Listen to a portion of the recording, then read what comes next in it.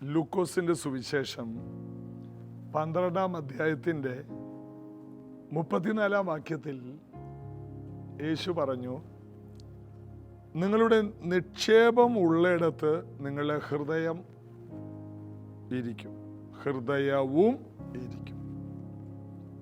നിങ്ങളുടെ നിക്ഷേപം ഉള്ളിടത്ത്. നിക്ഷേപം എപ്പോഴും നമ്മൾ നിക്ഷേപിക്കുന്നതാണ്. ഒരുപക്ഷെ നമ്മുടെ പിതാക്കന്മാർ നിക്ഷേപിച്ച നിക്ഷേപവും കാണാം. നിങ്ങളുടെ നിക്ഷേപം ഉള്ളിടത്ത് നിങ്ങളുടെ ഹൃദയം ഇരിക്കും. അപ്പോൾ നമ്മുടെ ഹൃദയം സ്വർഗത്തിലേക്ക് ഫോക്കസ് ചെയ്യണമെങ്കിൽ നമ്മൾ എന്തെങ്കിലും ഈ ഭൂമിയിൽ കർത്താവിന് വേണ്ടി ചെയ്താൽ മാത്രമേ നമ്മുടെ ഹൃദയം സ്വർഗത്തിൽ ശ്രദ്ധ കേന്ദ്രീകരിക്കുകയുള്ളൂ. ഉദാഹരണത്തിന്, നമ്മൾ യേശുവിന് വേണ്ടി ചിലരെ നേടിയിട്ടുണ്ടെങ്കിൽ അത് നമുക്ക് ഭയങ്കര പ്രാഗൽഭ്യമാണ്. ഞാൻ 2 കുടുംബത്തെ വലിയ പ്രതികൂലത്തിൽ നിന്ന്, തകർച്ചയിൽ നിന്ന്, മരണത്തിൽ നിന്ന് രക്ഷിച്ചു എന്നുള്ളത് ജീവിതകാലം മുഴുവൻ നമുക്കുള്ള ഒരു വലിയ മാന്യതയാണ്. നമ്മുടെ ഉള്ളിൽ നമുക്ക് തന്നെ വലിയൊരു അഭിമാനമാണ്. 10 കുടുംബത്തെ നേടിയാലോ, ഒരു 100 കുടുംബത്തെ രക്ഷയിലേക്ക് നയിച്ചാലോ, ഇത് നമുക്ക് ഭയങ്കര നിക്ഷേപമാണ്. യേശുവോടെ പറയുന്നുണ്ട്, നിങ്ങൾക്കുള്ളത് വിറ്റ് ഭിക്ഷ കൊടുപ്പിൻ, കള്ളനെടുക്കുകയോ പുഴു കെടുക്കുകയോ ചെയ്യാത്ത സ്വർഗത്തിൽ പഴകിപ്പോകാത്ത മടിശീലകളും തീർന്നു പോകാത്ത നിക്ഷേപവും നിങ്ങൾക്ക് ഉണ്ടാക്കിക്കൊള്ളുവിൻ. ഈ ഭൂമിയിലെല്ലാം നമ്മൾ മറ്റുള്ളവർക്ക് കൊടുക്കുമ്പോൾ, നമ്മൾ ചാരിറ്റി പ്രവർത്തനം ചെയ്യുമ്പോൾ അത് സംഭവിക്കും. നിങ്ങൾക്കുള്ളത് വിറ്റ് ഭിക്ഷ കൊടുപ്പീൻ. അതായത് പാവങ്ങളെ ദൈവം വെച്ചിരിക്കുന്നത് സഹായിക്കാനാണ്. എളിയവരെ ഓർക്കുമ്പോൾ, ദൈവത്തിൻ്റെ വേലയ്ക്ക് കൊടുക്കുമ്പോൾ, മാതാപിതാക്കളെ ബഹുമാനിക്കുമ്പോൾ, കഷ്ടപ്പെടുന്നവരെ സഹായിക്കുമ്പോൾ എല്ലാം നമുക്ക് നിക്ഷേപമുണ്ടാകുകയാണ്. ആത്മാക്കളെ നേടുന്നത് മാത്രമല്ല, ജീവനുള്ള ദൈവത്തിൻ്റെ സഭ ഈ ഭൂമിയിൽ നിലനിൽക്കാൻ നിങ്ങൾ ആ സഭയ്ക്കൊരു തൂണായി നിന്നിട്ടുണ്ടോ? ഒരു താങ്ങായി നിന്നിട്ടുണ്ടോ? സ്വർഗത്തിൽ നിങ്ങളുടെ പ്രതിഫലം വലുതാണ്. മാത്രമല്ല, നിങ്ങൾക്ക് വലിയ നിന്ദ വന്നപ്പോൾ നിങ്ങൾ സന്തോഷിച്ച് തുള്ളിച്ചാടിയോ? വലിയ നിന്ദ യേശുവിന് വേണ്ടി നിന്നപ്പോൾ നിങ്ങളെക്കുറിച്ച് മറ്റുള്ളവർ വളരെ മോശമായി സംസാരിച്ചു.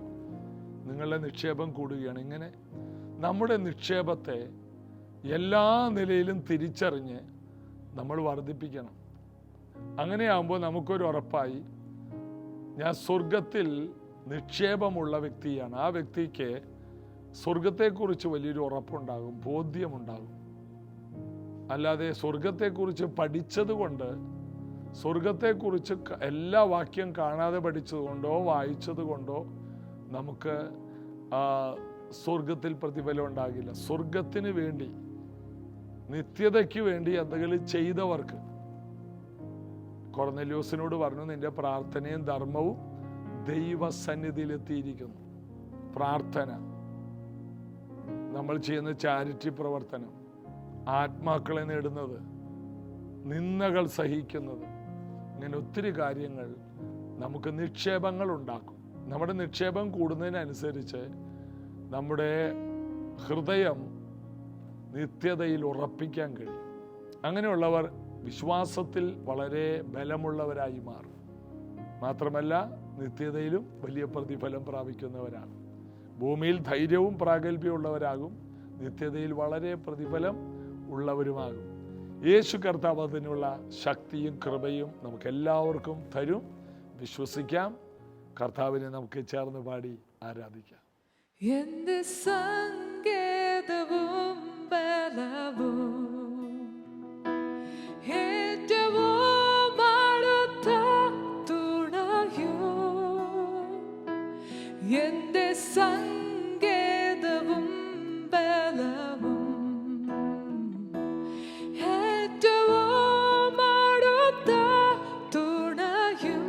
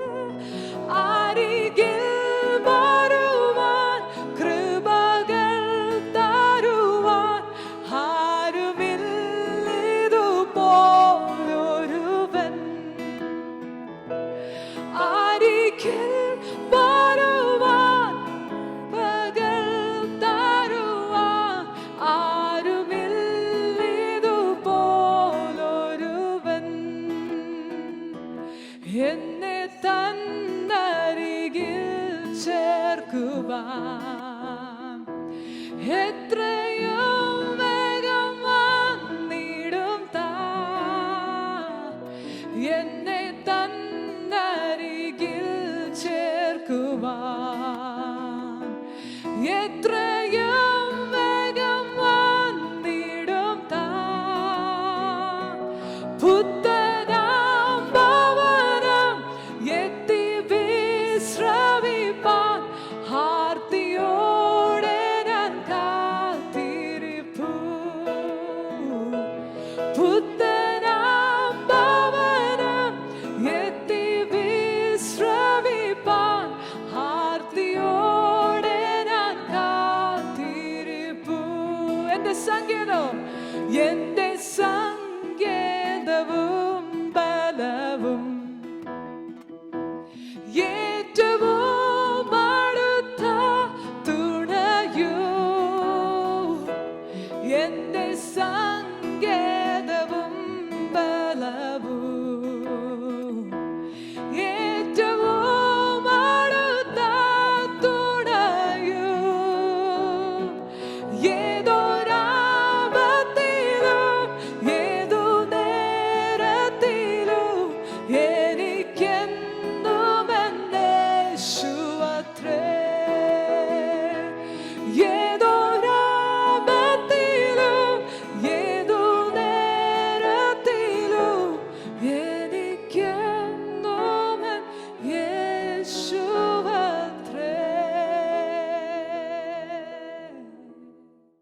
ചില ദിവസങ്ങളായിട്ട് യോഹന്നാന്റെ സുവിശേഷം 1-ാം അധ്യായം നമ്മൾ ധ്യാനിച്ച് തീർന്നില്ല.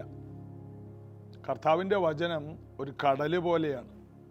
ചാൾസ് സ്പർജൻ പറഞ്ഞത്, അദ്ദേഹമാണ് ഏറ്റവും മനോഹരമായ പ്രസംഗങ്ങൾ, ലക്ഷക്കണക്കിന് പ്രസംഗങ്ങൾ ചെയ്ത ഒരു മനുഷ്യൻ, ഒരു ദൈവപുരുഷൻ. ആ കാലത്ത് 6000-ത്തിലധികം പേരുള്ളൊരു സഭയുടെ പാസ്റ്ററായിട്ട് ഇംഗ്ലണ്ടിൽ നിൽക്കുക എന്ന് പറയുന്നത് ആ കാലത്ത് അത്രയും വലിയ ചർച്ചയില്ല. 100-200 പേര് മാത്രം കൂടുന്ന സഭകളുള്ള കാലത്ത് ചാൾസ് സ്പർജൻ്റെ മീറ്റിംഗ് അത്ര ഭയങ്കരമായിരുന്നു.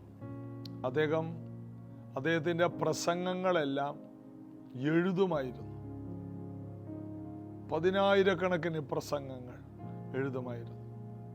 വേദപുസ്തകവുമായി ഭയങ്കര ബന്ധമായിരുന്നു. അദ്ദേഹം തൻ്റെ വചനത്തിൻ്റെ അറിവിനെക്കുറിച്ച് പറഞ്ഞത്, ഞാൻ ഒരു കടൽ കക്ക കൊണ്ട് കടലിലെ വെള്ളം അല്പം കോരിയെടുത്ത് എന്നേ ഉള്ളെന്ന്. കടലിലെ വെള്ളം കക്ക കൊണ്ട്, ബക്കറ്റ് കൊണ്ട് പോലുമല്ല, കക്ക കൊണ്ട് കോരി പറ്റിക്കാൻ നോക്കിയതാണ്. ഇത്രയേ ഉള്ളൂ അദ്ദേഹത്തിന് മനസ്സിലായത്. നമ്മൾ ഒരു പ്രാവശ്യം ബൈബിൾ വായിച്ചപ്പോൾ തന്നെ നമ്മൾ കടൽ മുഴുവനും കോരിയെടുത്ത പോലെയാണ് നമ്മുടെ ഇരിപ്പ്. അതുകൊണ്ട് നമുക്കൊന്നും നേടാൻ കഴിയുന്നില്ല. ഇത് വായിക്കും തോറും നമുക്കൊന്നും അറിയില്ല എന്ന് മനസ്സിലാവും. അല്പമായ അറിവുകളാണ് നമുക്കെന്തോ അറിയാവുന്ന ചിന്ത വരുത്തുന്നത്. എന്നാൽ കൂടുതൽ അറിയാൻ ശ്രമിക്കുമ്പോൾ ബൈബിളിലെ ഒരു വാക്യം പോലും അതിൻ്റെ അർത്ഥത്തിൽ നമുക്ക് അറിയില്ല.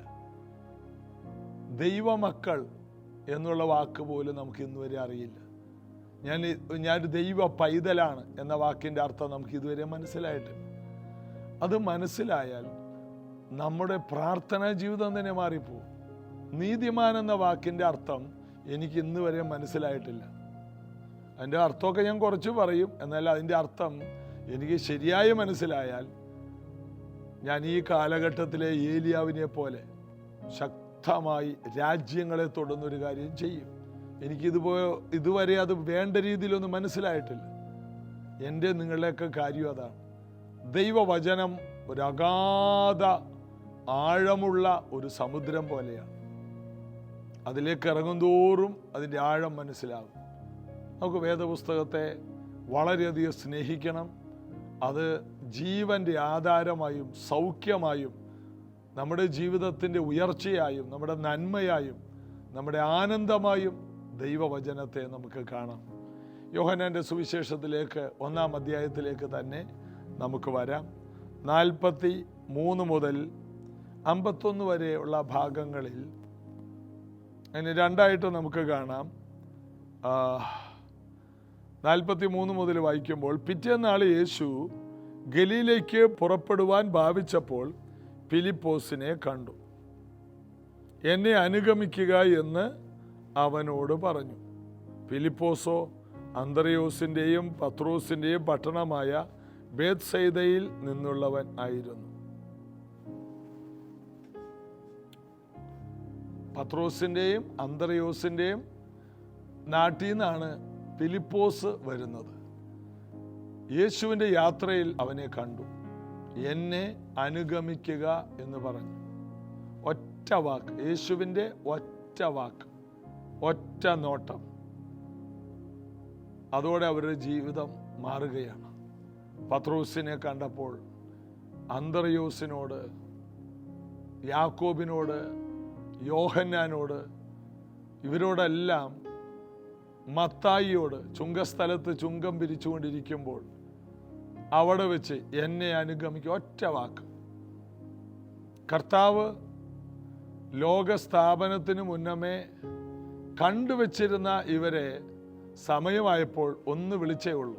അവർ ഇടം വലം നോക്കിയില്ല, നാളെ എന്താകുമെന്ന് ചിന്തിച്ചില്ല. ആ വിളിയുടെ ശക്തി, ആ വിളിയുടെ ഗൗരവം അത്ര വലുതായിരുന്നു. ഇവരെല്ലാം യേശുവിന് വേണ്ടി ഇറങ്ങിയിട്ട് അവരൊരിക്കലും ലജ്ജിച്ചും പോയില്ല. അവർ ആ കാലഘട്ടത്തിലെ അത്ഭുത മനുഷ്യരായി മാറി. യേശുവിന് വേണ്ടി ഇറങ്ങിത്തിരിച്ചവരെല്ലാം, യേശു വിളിച്ചിട്ടിറങ്ങിയവരെല്ലാം ലജ്ജിച്ചു പോയതേയില്ല. കർത്താവിന് വേണ്ടി ഇറങ്ങിത്തിരിച്ച ഒരാൾ പോലും, നേരോടെ ഹൃദയപൂർവ്വം ഇറങ്ങിത്തിരിച്ച ഒരാളും ലജ്ജിച്ചു പോയില്ല. വെറുതെ ഇറങ്ങിയവരുണ്ട്, അല്ലെങ്കിൽ വിളി മനസ്സിലാക്കാതെ ജീവിക്കുന്നവരുണ്ട്. അവരിടക്ക് വെച്ച് തള്ളിപ്പറഞ്ഞ് പിന്മാറിപ്പോയവരുമുണ്ട്.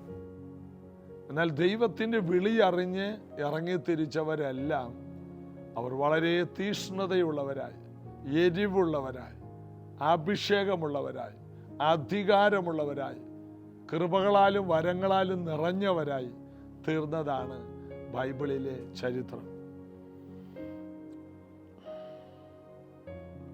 ഫിലിപ്പോസ്, അടുത്ത വാക്യം 45-ാം വാക്യം. ഫിലിപ്പോസ് നഥനയേലിനെ കണ്ട് അവനോട്, ന്യായപ്രമാണത്തിൽ മോശയും പ്രവാചകന്മാരും എഴുതിയിരിക്കുന്നവനെ കണ്ടെത്തിയിരിക്കുന്നു. അവൻ ജോസഫിന്റെ പുത്രനായ യേശു എന്ന നസ്രേത്തുകാരൻ തന്നെ ഉറപ്പിച്ചു പറഞ്ഞു. ഫിലിപ്പോസ് എന്തുകൊണ്ടാണ് ഇറങ്ങിത്തിരിച്ചത് എന്നിവിടെ മനസ്സിലാക്കാം. എന്താണ്? അവൻ്റെ ജീവിതത്തിൽ വലിയ ഉറപ്പാണ്. മോശയും പ്രവാചകന്മാരും പറഞ്ഞ ദൈവപുത്രൻ മശിഹായെ കണ്ടെത്തിയിരിക്കുന്നു. നസ്രേത്തുകാരനായ യേശു തന്നെ. അവൻ ജോസഫിന്റെ പുത്രനായ യേശു എന്ന നസ്രേത്തുകാരൻ തന്നെ എന്ന് പറഞ്ഞു. അവൻ ഉറപ്പിച്ചു പറഞ്ഞു. വളരെയധികം ഉറപ്പാണ്. ജോസഫിന്റെ മകനായ യേശു എന്ന നസ്രേത്തുകാരൻ ദൈവപുത്രനാണ്, മശിഹയാണ്. അത് ന്യായപ്രമാണത്തിൽ പറയുന്നവനാണ്, പ്രവാചക പുസ്തകത്തിൽ പറയുന്നവൻ തന്നെ എന്നുള്ള വലിയ ഉറപ്പിൻ്റെ മേലാണ് ഫിലിപ്പോസ് ഇറങ്ങിത്തിരിച്ചത്. ദൈവവചനത്തിലുള്ള വലിയ ഉറപ്പില്ലാതെ നിങ്ങൾ ഒരിക്കലും മുന്നോട്ട് ചുവട് വെക്കരുത്. കുറച്ച് കഴിഞ്ഞപ്പോൾ ആരെങ്കിലും നിങ്ങളെ ചഞ്ചലരാക്കാൻ സാധ്യതയുണ്ട്. നിങ്ങളുടെ ഉറപ്പെപ്പോഴും ദൈവവചനത്തിൽ നിന്നായിരിക്കണം. ദൈവവചനത്തിൽ നിന്ന് ഉറപ്പ് കിട്ടിയാൽ പിന്നീട് ആരും നിങ്ങളെ ഇളക്കി മറിക്കില്ല. ചില പ്രവാചകന്മാർ ചിലരോട് പറയും, നിങ്ങൾ സുവിശേഷ വിലക്കിറങ്ങ്, അപ്പോൾ നിങ്ങളുടെ വീട്ടിലെ കടമൊക്കെ മാറും, ഞെരുക്കം മാറും. അത് കേട്ടിറങ്ങിയ ഒത്തിരി പേരുണ്ട്. അവരെല്ലാം പരാജയപ്പെട്ടിട്ടുണ്ട്. പ്രവാചകൻ തലേ കൈവച്ച് ദൂത് പറഞ്ഞിറങ്ങിയവരുണ്ട്. പിന്നെ വേറെ ഒരു മാർഗവുമില്ലാതെ എന്ത് ചെയ്തിട്ടും പരാജയപ്പെടുന്നു. എന്നാൽ പിന്നെ ഈ മാർഗത്തിൽ ഇറങ്ങി ഒത്തിരി പേര് വിജയിച്ച, എന്നാൽ പിന്നെ അങ്ങനെ ഇറങ്ങിയേക്കാം. ഇതൊരു ജീവിതമാർഗമായി ഇറങ്ങിയവരുണ്ട്. അവർക്ക് ജീവിതമാർഗം ഉണ്ടായിട്ടില്ല, അവർ വിജയിച്ചിട്ടുമില്ല. എന്നാൽ ഇതൊന്നും പ്രതീക്ഷിക്കാതെ ദൈവവചനത്തിൽ നിന്ന് ഒരു ഭയങ്കര വിശ്വാസം കിട്ടി, ഒരു നിയോഗം കിട്ടി, ഒരു ബോധ്യം കിട്ടി, ഒരു ഉറപ്പ് കിട്ടി. വിളിയും തെരഞ്ഞെടുപ്പും ബൈബിളിൽ നിന്ന് ഉറപ്പാക്കി. ആ വ്യക്തിയെ പുറകോട്ട് വലിക്കാൻ ഒരു ശക്തിക്കും കഴിയില്ല. കാരണം വേദപുസ്തകത്തിൽ നിന്ന് ആ വ്യക്തിക്ക് വലിയ നിയോഗം കിട്ടിക്കഴിഞ്ഞു. അതാണ് ഫിലിപ്പോസ്. ആ നിയോഗം കിട്ടിയത് കൊണ്ട് ഫിലിപ്പോസ് ഇപ്പോൾ വിശ്വാസത്തിൽ നിൽക്കുക മാത്രമല്ല, വിശ്വാസത്തിലേക്ക് പലരെയും നയിക്കുന്നത് കാണാം. പെട്ടെന്നാണ് ഫിലിപ്പോസ്, ഞാനാദ്യം ഇതിനകത്തൊന്ന് ഉറച്ച് ഒരു കൊല്ലം കഴിയട്ടെ എന്നല്ല, അടുത്ത ദിവസം, എനിക്ക് തോന്നുന്നു അന്ന് തന്നെയാണെന്ന് തോന്നണം, അടുത്തയാളെ അവൻ വിളിക്കുകയാണ്. അല്ലാതെ യേശു വിളിച്ചപ്പോൾ ഏതായാലും ഒരു നല്ല കാര്യമല്ലേ, വലിയൊരു കൂട്ടത്തിൻ്റെ കൂടെ പോകുന്നത് നന്നായിരിക്കും, അങ്ങനെ ഇറങ്ങിയവരല്ല ഇവർക്ക് വലിയ ഉറപ്പുള്ളവരായി മാറി, വലിയ ഉറപ്പ് പ്രാപിച്ചവരായിരുന്നു. നഥനയേൽ നല്ല മനുഷ്യനാണ്. അവൻ്റെ ജീവിതത്തിൽ ഒരു നന്മയ്ക്കായിട്ട് കാത്തിരിക്കുന്നവനാണ്. ശിമയോനെ പോലെ ഒരു ഇസ്രായേലിന്റെ രക്ഷയ്ക്ക് വേണ്ടി കാത്തിരിക്കുന്നവനാണ്, വീണ്ടെടുപ്പിനായി കാത്തിരിക്കുന്നവനാണ്, ചെറുപ്പക്കാരനാണ്. ശിമയോൻ പ്രായമുള്ള മനുഷ്യനാണ്, എന്നാൽ ചെറുപ്പക്കാരിൽ നിഷ്കളങ്കനായിട്ട് ഒരുവൻ ദൈവസന്നിധിയിൽ ഒരു വിടുതലിന് വേണ്ടി, ദേശത്തിന്റെ വിടുതലിന് വേണ്ടിയിരിക്കുന്നു, മശികായെ കാത്തിരിക്കുന്ന ഒരുവനാണ്. അപ്പോഴാണ് പറയുന്നത്, ന്യായപ്രമാണവും പ്രവാചകന്മാരും പറയുന്ന മശികായെ കണ്ടെത്തിയിരിക്കുന്നു, അത് ജോസഫിന്റെ മോനായ നസറത്തുകാരനായ യേശു തന്നെ. ഉടനെ ഇദ്ദേഹം ചോദിക്കുന്നൊരു ചോദ്യമുണ്ട്, 46-ാം വാക്യം. നസ്രത്തിൽ നിന്ന് വല്ല നന്മയും വരുമോ എന്ന് പറഞ്ഞു. ഫിലിപ്പോസ് അവനോട് വന്ന് കാണുക എന്ന് പറഞ്ഞു.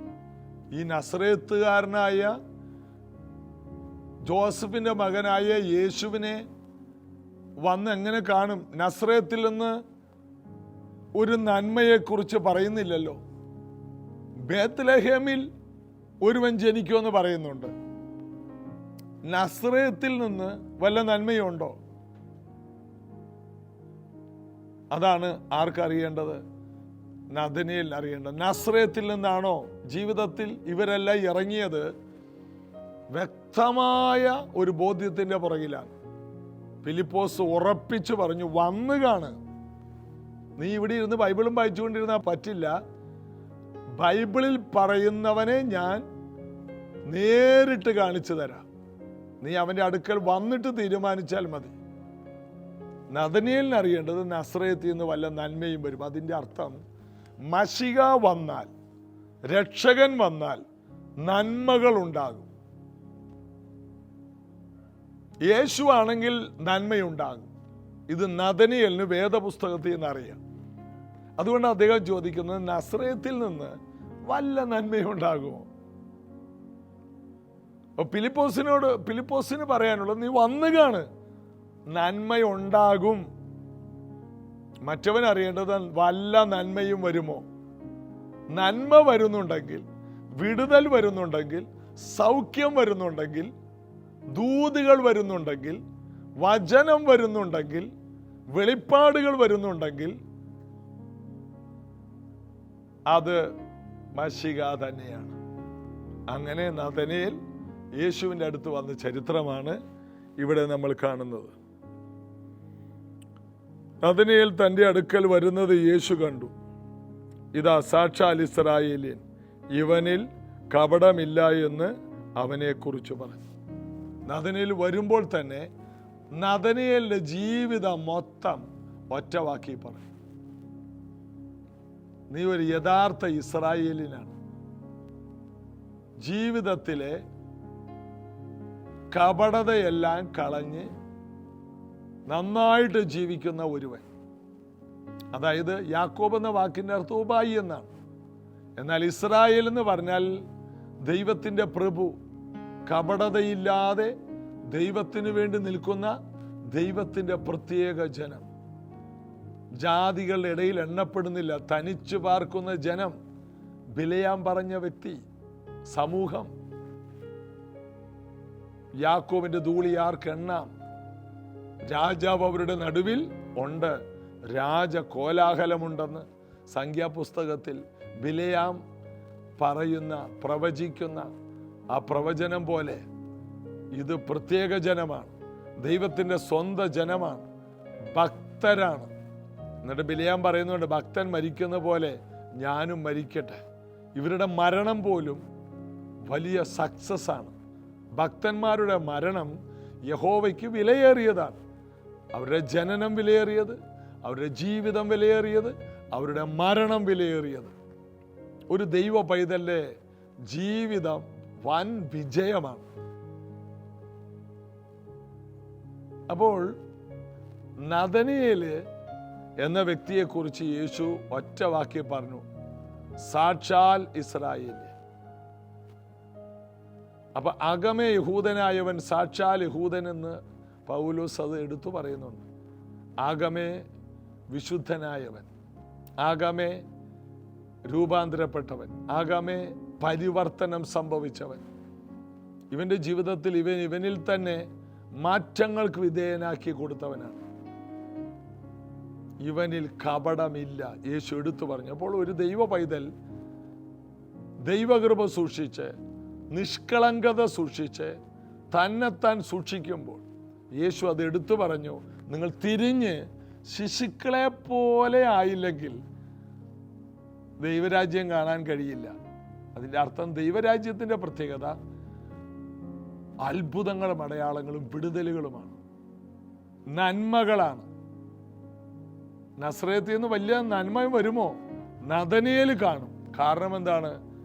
അതിൻ്റെ കാരണം അവൻ തിരിഞ്ഞ് ശിശുക്കളെ പോലെ ആകാൻ അവനെ ഏൽപ്പിച്ചവനാണ്. അപ്പൊ ദൈവരാജ്യം കാണുക എന്ന് പറയുന്നത് അത് നീതിയും സമാധാനവും പരിശുദ്ധാത്മാവിലുള്ള സന്തോഷമാണ്. സന്തോഷം ഒരു നന്മയാണ്. പരിശുദ്ധാത്മാവിലെ നിറവൊരു നന്മയാണ്. നീതി ലഭിക്കുന്നത് അതൊരു നന്മയാണ്. സമാധാനം അനേകർക്കില്ലാത്തത് നമുക്ക് ലഭിക്കുന്നു. യേശുവിലേക്ക് വരുമ്പോൾ നന്മയുടെ ഒരു വലിയ പാണ്ഡികശാല തുറന്നു വരികയാണ്. എല്ലാ നിലയിലും നന്മ ലഭിക്കുന്ന ഒരു സങ്കേതമാണ് യേശുവിൻ്റെ പാദപീഠം. ഫിലിപ്പോസ് ഉറപ്പോടെ നഥനയേലിനെ പിടിച്ചുകൊണ്ട് വന്നു, നീ വാ, നീ പഴയതുപോലെ ആയിരിക്കില്ല. ഇതുപോലെ കർത്താവിൻ്റെ അടുക്കലേക്ക് ഒരാളെ നമ്മൾ വിളിച്ചുകൊണ്ട് വരുമ്പോൾ നമുക്ക് ധൈര്യമായിട്ട് വിളിച്ചു കൊണ്ടുവരാം, ഉറപ്പോടെ വിളിച്ചു കൊണ്ടുവരാം. ആ വ്യക്തിയുടെ ജീവിതം പഴയതുപോലെ ആയിരിക്കില്ല. ഒരാളെ യേശുവിലേക്ക് കൊണ്ടുവരാൻ നിങ്ങൾ എടുക്കുന്ന എഫർട്ടുകൾ, അതിന് സ്വർഗം നിങ്ങൾക്ക് പ്രതിഫലം തരും. നിങ്ങൾ കർത്താവിന് വേണ്ടി ഒരാളെ കൊണ്ടുവരുമ്പോൾ, നഥനയേൽ ഒരു വലിയ ദൈവഭക്തനായി മാറി. നഥനയേൽ അനുഗ്രഹിക്കപ്പെട്ടു. ഇപ്പോൾ ഫിലിപ്പോസിനുള്ളതിനേക്കാൾ വലിയ ദൂതുകൾ ഇപ്പോൾ ആർക്കാ? നഥനയേലിനാണ്. അന്ത്രയോസ് വിളിച്ചുകൊണ്ടുവന്ന ആളാണ് ചേട്ടൻ പത്രോസ്. പത്രോസ് ഒന്നാമനായി. ഏറ്റവും കൂടുതൽ ക്രെഡിറ്റ് അത് അന്ത്രയോസിനാണ്. ഫിലിപ്പോസ് ഇപ്പോൾ നഥനയേലിനെ വിളിച്ചുകൊണ്ടുവന്നു. നഥനയേലിനെ ദൈവം മാനിക്കുകയാണ് കർത്താവ്. അതിൻ്റെ മാന്യത മുഴുവനും നിർബന്ധിച്ച്, ഉറപ്പിച്ച്, തറപ്പിച്ച് വിളിച്ചുകൊണ്ടുവന്ന ഈ ഫിലിപ്പോസിനാണ്. ഇതുപോലെ നമ്മൾ വിളിച്ചുകൊണ്ടുവരുന്നവർ ദൈവത്തിൻ്റെ വലിയ പദ്ധതികളാണ്. അതുകൊണ്ട് അവർക്ക് ഇഷ്ടപ്പെട്ടാൽ ഇഷ്ടപ്പെട്ടില്ലെങ്കിലും അവരോട് വ്യക്തമായി പറഞ്ഞ് അവരെ ഈ ദൈവകൃപയിലേക്ക് കൊണ്ടുവരിക. അങ്ങനെ അവരുടെ നരകം മാറിപ്പോകട്ടെ, അവരുടെ വാഗ്ദത്ത സ്വർഗത്തിലേക്ക്, നിത്യത, അവരുടെ ബ്ലെസ്സിങ് എല്ലാം അവർ സ്വന്തമാക്കാൻ കാരണമായി തീരണം. വിശ്വസിക്കുക, നിങ്ങളൊരു അത്ഭുതമാണ്, നിങ്ങളൊരു ഫിലിപ്പോസാണ്. നിങ്ങൾ ആദ്യം ഉറപ്പ് പ്രാപിക്കുക. രണ്ടാമത് മറ്റുള്ളവരെ കൂടി ഈ വ്യക്തമായ അനുഗ്രഹത്തിലേക്ക് കൊണ്ടുവരിക. ഇത് നമ്മുടെ ദൗത്യമാണ്. ഈ ഫിലിപ്പോസിൻ്റെ ശുശ്രൂഷ, അന്ത്രയോസിൻ്റെ ശുശ്രൂഷ നമുക്ക് ഒരുമിച്ച് ചെയ്യാം, പ്രാർത്ഥിക്കാം. യേശുവിൻ്റെ നാമത്തിൽ ഈ വചനങ്ങൾ കേട്ടുകൊണ്ടിരിക്കുമ്പോൾ രണ്ടുപേരുടെ സാക്ഷ്യം കേട്ടു, അന്ത്രയോസിൻ്റെയും ഫിലിപ്പോസിൻ്റെയും സാക്ഷ്യം. ഇവരെല്ലാം മറ്റുള്ളവരെ നേടുന്നവരാണ്. അന്ത്രയോസ് സ്വന്തം കുടുംബത്തിൽ നിന്ന് കൊണ്ടുവന്നെങ്കിൽ ഫിലിപ്പോസ് കൂട്ടുകാരനെ കൊണ്ടുവന്നല്ലോ. അവർ കൊണ്ടുവന്നവരെല്ലാം വളരെ ശ്രേഷ്ഠരായി മാറിയല്ലോ. ഇതുപോലെ ഞങ്ങൾ കൊണ്ടുവരുന്നവർ ഞങ്ങളെക്കാൾ ശ്രേഷ്ഠരായി മാറത്തക്ക രീതി ഒരു വലിയ ഉറപ്പും നിയോഗവും യേശുവിൻ്റെ നാമത്തിൽ ഞങ്ങൾ സ്വീകരിക്കുന്നു. അതിനുള്ള വലിയ ദൈവപ്രവൃത്തി, ദൈവകൃപ ഞങ്ങളുടെ മേൽ വരട്ടെ. ഞങ്ങളത് സ്വീകരിക്കുന്നു. അത്ഭുതങ്ങളാലും അടയാളങ്ങളാലും വീര്യപ്രവൃത്തികളാലും വചനത്തെ ഉറപ്പിക്കുന്ന കർത്താവ് ഞങ്ങളുടെ കൂടെയുണ്ടെങ്കിൽ ഏതു മനുഷ്യരെയും ക്രിസ്തുവിൽ തികഞ്ഞവരാക്കാൻ കഴിയുമെന്ന് ഞങ്ങൾ വിശ്വസിക്കുന്നു. ഇത് കേട്ടവരെല്ലാം സൗഖ്യത്തിലേക്ക് വരട്ടെ. ആരോഗ്യ പ്രശ്നങ്ങളെല്ലാം വിട്ടുമാറട്ടെ. ഹൃദയ സംബന്ധമായ, വാൽവ് സംബന്ധമായ തകരാറുകൾ ഇപ്പോൾ യേശുവിൻ നാമത്തിൽ സൗഖ്യമാകട്ടെ. ആർത്രൈറ്റിസ് പോലെയുള്ള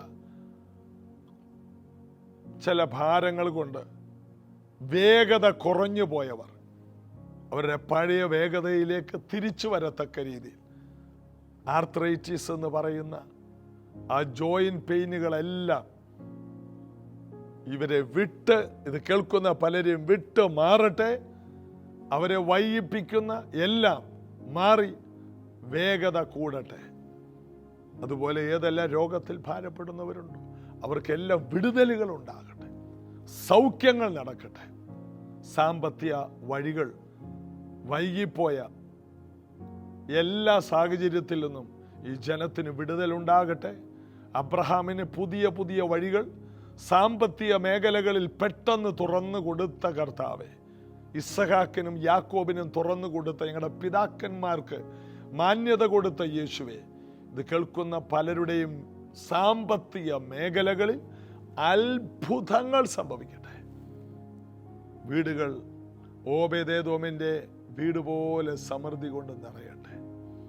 അനുഗ്രഹിക്കുന്നു യേശുവിൻ നാമത്തിൽ, ആമേൻ.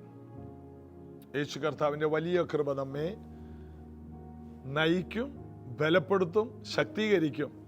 നാളെ ഇതേ സമയത്ത് കർത്താവിൻ്റെ വിലപ്പെട്ട ആലോചന പ്രാപിക്കാൻ നമുക്ക് ഒരുമിച്ച് കൂടാം.